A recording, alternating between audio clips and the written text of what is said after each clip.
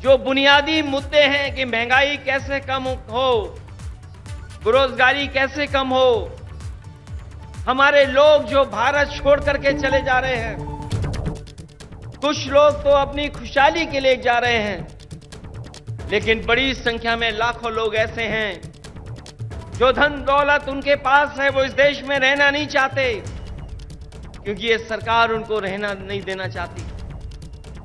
इनके पास बुनियादी ठोस मुद्दे जो किसान की जरूरत के वो नहीं पूरे कर रहे हैं। आपको सबको याद होगा, यही बीजेपी के लोगों ने कहा कि हम किसानों की आय 2022 तक दोगुनी कर देंगे, किसान की आमदनी दुगनी हो जाएगी।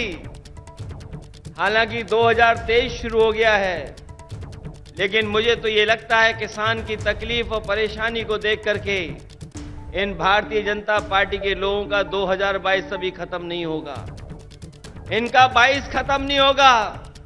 23 आ गया, 24 आ जाएगा, लेकिन भारतीय जनता पार्टी ने जो वादा किया था कि 22 तक हम किसानों की आय दोगुनी कर देंगे, वो अभी दोगुनी नहीं हुई है। हमारा किसान तकलीफ और परेशानी में है, उसको वादा तो कर रहे हैं, लेकिन जो बुनियादी उसे मदद मिलनी चाहिए वो मदद नहीं मिल पा रही है। ये हमारा जो नौजवान दिखाई दे रहा है, ये नौकरी और रोजगार की तलाश में अपना भविष्य चौपट कर रहा है। ये सरकार कोई ठोस कदम नहीं उठा पा रही। आपका प्रदेश में तो सरकार है जहां मुख्यमंत्री काम कर रहे हैं, लेकिन हम तो अपने प्रदेश में देखते हैं जहां पर बड़े पैमाने पर बेरोजगारी है। जैसे ही चुनाव आ गया है, इन्होंने तय कर लिया है कि जगह जगह इन्वेस्टमेंट मीट करेंगे और इन्वेस्टमेंट मीट के बहाने लोगों को धोखा देंगे। ये प्रचार के माध्यम से धोखा देना चाहते हैं।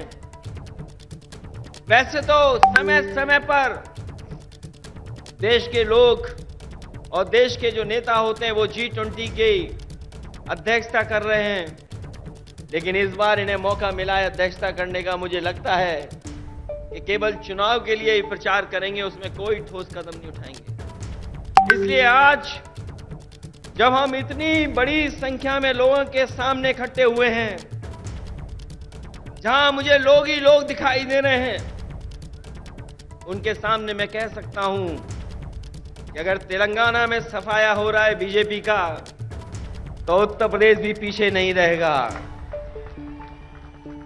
आप अपने प्रदेश से हटाइए, यूपी से हम लोग मिलकर के उनको हटाने का काम करेंगे। हम यूपी वाले यही जानते हैं कि जिन्हें प्रधानमंत्री बनना है वो उत्तर प्रदेश जरूर आते हैं। इसीलिए आपने देखा होगा गुजरात से उत्तर प्रदेश आए। अगर गुजरात से प्रधानमंत्री बन सकते होते तो शायद गुजरात को नहीं छोड़ते, लेकिन उत्तर प्रदेश के साथ जो धोखा हुआ है उसकी आप कल्पना नहीं कर सकते। मां गंगा हमारी पूजा का, हमारी आस्था का, हमारी संस्कृति की स्थान है। एक पानी का जहाज चला करके, विलासता का जहाज चला करके न जाने क्या सपने दिखा रही है सरकार। और जिस मां गंगा को साफ हो जाना चाहिए था, मां गंगा वैसी की वैसी है, नदी साफ नहीं है, नदी को साफ नहीं कर पाए। मुझे खुशी है इस बात की कि जब मैं मुख्यमंत्री था उस समय आपके मुख्यमंत्री जी ने एक फैसला लिया था कि यहां पर किसानों के खेत तक और घरों में पानी पीने का कैसे इंतजाम किया जाए। वो जो इंटीग्रेटेड इरिगेशन सिस्टम का आपने शुरुआत की, मैं आपको बधाई देता हूं और जनता को भी बधाई देता हूं, उनका धन्यवाद देता हूं कि आपके प्रदेश से शुरू हुई योजना जहां पर खेत को पानी, घर में पानी का इंतजाम किया, वही तो भारत सरकार नकल कर रही है। जो आज भारत सरकार नकल कर रही है वो कहीं ना कहीं आपकी देन है। जिस सरकार ने एक उदाहरण पेश किया हो, और न केवल इरिगेशन में और भी क्षेत्रों में, मैं ऐसे सरकार के लोगों को बधाई देता हूं, और खासकर मुख्यमंत्री जी को बधाई देता हूं। जहां इतना विकास हो रहा हो, वहीं भारतीय जनता पार्टी के लोग देश को पीछे ले जाना चाहते हैं। उनके मुद्दे, उनके फैसले हमें और आपको पीछे ले जा रहे हैं। इसलिए आज जरूरत है प्रोग्रेसिव नेताओं की, प्रोग्रेसिव सरकारों की। और मुझे उम्मीद है कि जिस तरीके से भारतीय जनता पार्टी ने देश को पीछे कर दिया है हर चीज में, हम सब मिलकर के जो मंच पर बैठे हैं और प्रदेशों में भी हैं, जो साथ मिलकर के काम करेंगे तो देश को एक नई सरकार भी और नए तरह का एक प्रोग्रेसिव एजेंडा देकर के देश को आगे ले जाने का काम करेंगे। मैं एक बार फिर बधाई देता हूं कि आपने जितना प्रचार करना चाहिए था, आपने भगवान विष्णु, उनके अवतार भगवान नरसिम्हा जी का जो मंदिर का निर्माण कराया, मैं आपको बधाई देता हूं। आपने काम ज्यादा किया, प्रचार कम किया, लेकिन कुछ लोग तो ऐसे हैं जो काम कम प्रचार ज्यादा करते हैं।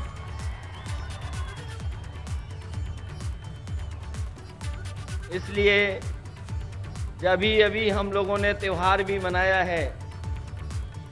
हमारे यहां मकर संक्रांति का त्योहार तब मनाया जाता है जब सूर्य उत्तरायण हो जाता है। अगर हम मकर संक्रांति मनाते हैं तो देश में अलग अलग जगह अलग अलग त्योहार मनाते हैं। अगर सूर्य उत्तरायण हुआ है तो राजनीति दक्षिणायन चली गई है, और उत्तरायण से अगर कोई चीज शुरू हुई है और अगर दक्षिणायन राजनीति शुरू कर रहा है तो मुझे उम्मीद है कि आने वाले समय में बदलाव देश में आएगा और देश में एक नई सरकार होगी।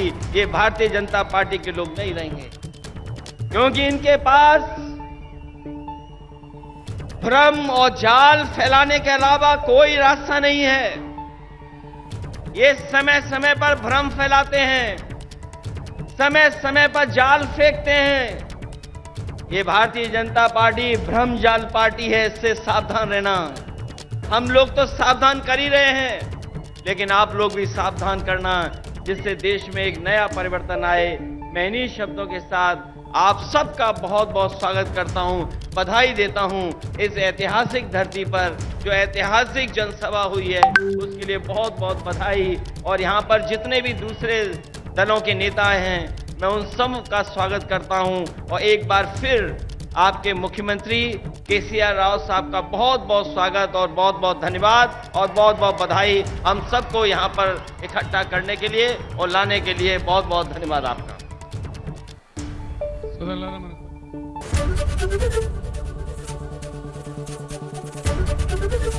एबीपी गंगा, खबर आपकी, जुबान आपकी।